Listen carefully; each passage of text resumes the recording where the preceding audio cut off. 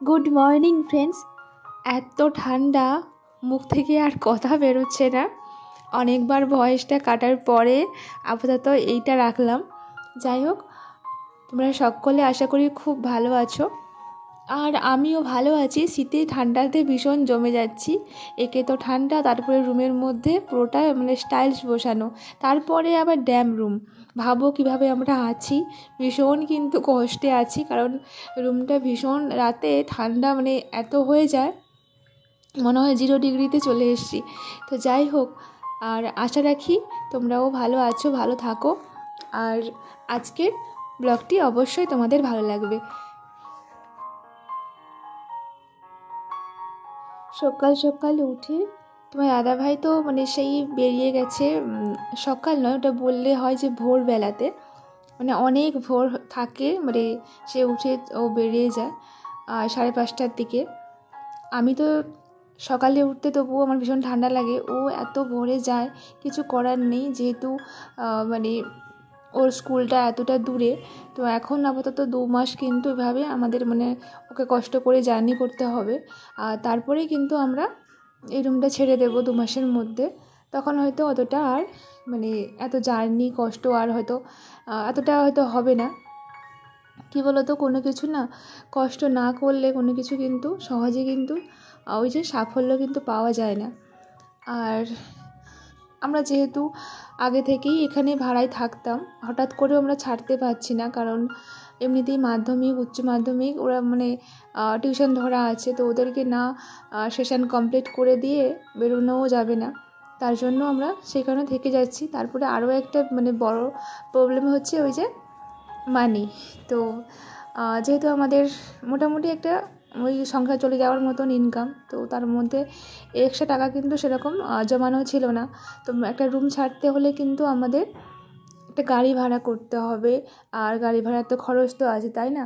তার জন্য এই মুহূর্তে আমরা ছাড়তে পারছি না। আর ওকে কিন্তু ভীষণ ওই যে জার্নিটা করতে হচ্ছে, ভীষণ কিন্তু টাফ হচ্ছে দিন দিন, কারণ ওখান থেকে ঘর থেকে বেরিয়ে তো চলে যায়, তারপরে আবার টিউশন পড়িয়ে যেতে হয়। তারপরে আবার ফেরার পথে আবার টিউশন পড়িয়ে দিয়ে সেই 10:30টার সময় বাড়ি ফেরে। বুঝতে পারছো, পুরো সারাটা দিন কভার হয়ে যায়। কিছু করার নেই, পড়াতে যখন হবে, তাই এরকম কষ্ট মষ্ট করেই কিন্তু পড়িয়ে নিচ্ছে। আর যে যার দায়িত্ব একটা আছে তো তাদের প্রতি। তো মাঝে মাঝে ভাবলেও ভীষণ কষ্ট হয়। ওকে বললাম যে তুমি ওখানে ভাড়ায় থাকো, ছোটো করে রুম নিয়ে না হয়, কিন্তু এখানে যেহেতু পড়ানোটা আছে তার জন্য ওকে তো এখানে আসতেই হতো। যাই হোক, চলো তোমাদের সঙ্গে কথা বলতে বলতে এখানে আমি আমার কাজগুলোও করে নিচ্ছি। এই যে অনেক দিন যেহেতু বাড়িতে ছিলাম না, প্রায় 15 দিন মতন বাড়িতে ছিলাম না, বাবার বাড়িতে ছিলাম। আবার কিন্তু আমরা কাল রবিবার আছে, আর হয়তো এই ব্লগটা রবিবারে যাবে। তো রবিবারেই কিন্তু আমি বাবার বাড়িতে আবার যাচ্ছি ওখানে, কারণ আমাদের বড়ি দিই প্রত্যেকটা বছর। এবছর তো আর ওকে তো পাবো না ঘরের মধ্যে, যেহেতু এত দূরে চলে যায় স্কুলে। তো আমি একা এত কিছু পারবো না, তাই ওখানে বাবার বাড়িতে যাব, গিয়ে ওখানে বড়ি দেওয়া, আরও এমনি কটা দিন থেকেও আসবো, যেহেতু আমরা আর কমাস পরে ওই 1 মাস পরে কিন্তু রুমটা ছেড়ে দেবো, আর হাওড়াতে তখন আমরা শিফট করে যাব। তার জন্য ভাবছি যে ওখানে বাবার বাড়িতে কয়েকটা দিন থেকে আসি। আর এখানে এত রুম ঠান্ডা, থাকতেও ইচ্ছে করে না সারাদিন, মনে হয় রোদ্দুরের মধ্যে বসে থাকে। রোদ্দুরের তেজ দেখতে পাচ্ছ তো, ওই রকমই হালকা। চলো, তারপর তোমার দাদাভাইয়ের জামা কাপড়গুলো সব এই যে রোদ্দুরের মধ্যে মেলে দিয়েছি। আর ওর কিন্তু অনেকগুলো মোজা লাগে, যেহেতু প্রত্যেকটা দিন জার্নি যেতে হয়, আর সারাটা দিন পরে থাকতে হয়, প্রায় সারাদিন, বুঝতে পারছো। তো অনেকটা সময় পরে থাকতে হয়, তার জন্য কিন্তু এগুলো ধুয়ে টুয়ে রোদ্দুরে মেলে দিয়েছি। আর দুপুরে রান্নার জন্য এখানে চালটাও একটু ভিজিয়ে রেখেছিলাম, তো একটু সেদ্ধ হতে সময় লাগে। আর আমরা যেহেতু একটু গ্যাসটা বাঁচিয়ে চলি, একটু চেষ্টা করি চালটাও ভিজিয়ে রাখি, আর সেদ্ধ টেদ্ধও করে রাখি সবজি টবজি আগে থেকে, তাতে গ্যাসটাও কিন্তু আমাদের অনেকটা কম খরচ হয়। আর এদিকে রান্না বান্নার জন্য আজকের ওই 1 আঁটি মতন পালং শাক ছিল, তো ওইটা কেটে নিয়েছি, কচু আর মুসুর ডাল দিয়ে ডাল ওইটা কী বলে, পালং শাকের ঘন্ট, তো ওইটাই বানাবো। আর এটা একটা মিক্স ভেজ বানাচ্ছি, বিভিন্ন রকমের সবজি ছিল একটু একটু করে, ওইগুলো দিয়েছি। আর একটা বিট নিয়ে এসেছিলো কালকে, বিটটাও দিয়েছি। আমার বিট খেতে খুব ভালো লাগে, আর বিটের কালারটা ভীষণ পছন্দ। আর কালারিং মানে সবজির যে একটা কালারিং মানে ন্যাচারাল যে একটা কালার, ওটা আমার খুব খুব পছন্দের। আমার ছেলেও আমার মতন পছন্দ করে। আর ওই যে মিক্স ভেজে একটু ভাবলাম সর্ষে বাটা দেবো, তার জন্য এই সর্ষেটাও একটু ভিজে রেখেছিলাম, তারপরে বেটে নিয়েছি। আর বেটে কিন্তু মশলা টশলা রান্না করলে বেশ আলাদা একটা টেস্টও হয় আর ভালোও লাগে খেতে।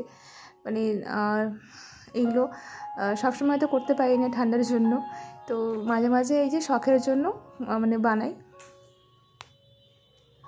আর কালকের দাদাভাই ফেরার পথে ওই বিটের সাথে টুকটাক সবজিও এনেছিল। তো এই ফুলকপিটা এনেছিল ওই উলুবেড়িয়া থেকে। তো এটা ভীষণ মানে মানে পোকায় ধরে গেছে পুরো। আমার তো মানে দেখেই কেমন একটা লাগছে, তো কিছু করার নেই, কিনে এনেছে যেহেতু। আর এই জলটাতে আমি একটু ওই লবণ মিশিয়ে দিয়েছি, দিয়ে ফুলকপিগুলো এখানে ডুবিয়ে রাখবো। তারপরে মানে কিছুক্ষণ পরেই দেখো এটা কালো হয়ে গেছে কেমন। রান্নার সময় ভালো করে ধুয়ে নেব। আর যদি পোকা টোকা থাকে তো নুন জলে তো থাকবে না বেশিক্ষণ, তো উঠে যাবে বা কোথাও মানে পালিয়ে যাবে, যাই হোক এই জন্য এখানে রেখে দিচ্ছি। আর এদিকে আমার পালং শাকটাও সেদ্ধ হয়ে গেছিলো, ওইটা ডাল চোকার মতন করে শুকিয়ে দিয়েছি। তো বেশি কিছু না, একটুখানি ফোড়ন দিয়েছি, পেঁয়াজ আর ওই 5 ফোড়ন, ওইটা দিয়ে। আমার ছেলে ভীষণ পছন্দ করে আমার মতন শাক পাতা, আর এই যে বিশেষ করে ওই যে পালং শাকের যে ঘন্টটা, এটা ভীষণ পছন্দ করে ও। তো কালকের এটা আজকের বানাচ্ছি, আর তার পরের দিনও বানিয়েছিলাম, মানে আজকের ভরসাবাদ দিচ্ছে আজকের বানিয়েছিলাম। ছেলে কিন্তু ভীষণ মানে ভালোবেসে বেশ খেয়েছে। আর ওই যে ফুলকপিটা ছিল ওইটা মানে দুটো ডিম দিয়ে একটু ঝোল বানিয়ে নিয়েছি। তো চলো রান্নাবান্নাও এদিকে প্রায় আমার কমপ্লিট হয়ে গেছে। ছেলের জন্য গরম জল বসিয়ে দিয়েছি। যত গ্যাস বাঁচাই যাই করি না কেন, শীতের সময় তো একটু বেশি খরচই হয় বলো, ওই যে গরম জল করতে হয়, কিছু না করলে হবে না। যাই হোক, এতক্ষণ ধরে আমার পাশে থাকার জন্য তোমাদেরকে অসংখ্য ভালোবাসা। আর ভিডিওটি ভালো লাগলে একটা লাইক করে দিও, আর কমেন্ট করে জানিও কেমন লাগলো। আর আমার পরিবারে যে সকল নতুন বন্ধুরা আসো তোমাদেরকে অনেক অনেক ওয়েলকাম। ভিডিওটি ভালো লাগলে একটা কমেন্ট করে জানিও। আর চাইলে আমার এই ছোট্ট একটা পরিবারে মিষ্টি সদস্য হয়ে থাকতে পারো। আশা করি তোমাদের ব্লগগুলো ভালো লাগবে, এবং প্রতিদিন যে ডেলি লাইফস্টাইল শেয়ার করি তোমাদের অবশ্যই ভালো লাগবে। আর যেন স্নান করে চলে এসেছি, একটু নিভিয়া লাগাচ্ছি, তার মধ্যে আমার ঠান্ডা লেগে যায় বলে মাঝে মাঝে লাগাই না। তো যাই হোক, এদিকে ছেলেও খেতে বসে গেছে। ছেলে আগে বললো আমাকে ওই ডালটা আগে দাও, তারপরে অন্য তরকারি দেবে। তো মানে ও সব সবজি ডাল যা কিছু দিই না কেন ও কিন্তু খেয়ে নেয়। প্রথম খেত না, কিন্তু ওকে কী করে খাওয়া শিখেছি বলো তো, ওই যে রান্নার পর বাটিতে করে দিয়ে দিতাম ছোটোবেলা, তখনই মানে ও খেয়ে নিত। তো বুঝে যেত যে কোনটা টেস্ট হয়েছে বা টেস্ট হয়নি, তারপরে কিন্তু খাওয়ার সময় ওটা খেত। চলো মা ছেলে এখন খেয়ে নিই। আর দাদাভাই স্কুলে খেয়ে নেবে, ওখানে রান্নাবান্না স্কুলে হয়।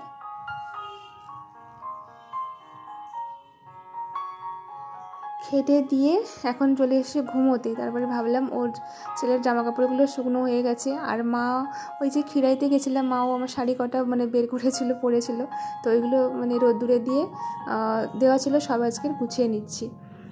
হ্যাঁ, যতটা পারি সেরকম করেই গোছাচ্ছি, আমি তো ভালো করে পাই না।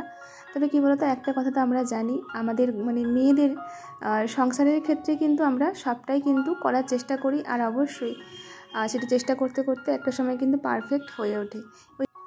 আর আমার সারাদিনের কাজকর্ম এগুলোই কিন্তু তোমাদের সঙ্গে শেয়ার করলাম। আজকে একটু গোছানোও হয়েছে, তো যেহেতু মাঝখানে থাকবো না তাই একটু গুছিয়ে গেছেও নিয়েছি। কাজ আমরা শিখতে শিখতে কিন্তু একটা সময় আমরা সুগৃহিণী হয়ে উঠি, আর তখন কিন্তু সেটা ভাঙা হোক বা ভাড়ায় থাকি, যেটাখানে থাকি না কেন, সেখানে কিন্তু আমাদের কাজগুলো করতে করতে আমাদের ওই যে হাতের ছোঁয়ায় একটা সুন্দর সংসার কিন্তু গড়ে ওঠে, বা একটা আমাদের সুখের স্বর্গ কিন্তু সেখানে গড়ে ওঠে। তো একজন মেয়েই জানে সারাদিন সংসারে যে তাকে কতটা পরিশ্রম করতে হয়। যাই হোক, চলো এখানেই রাখলাম আজ।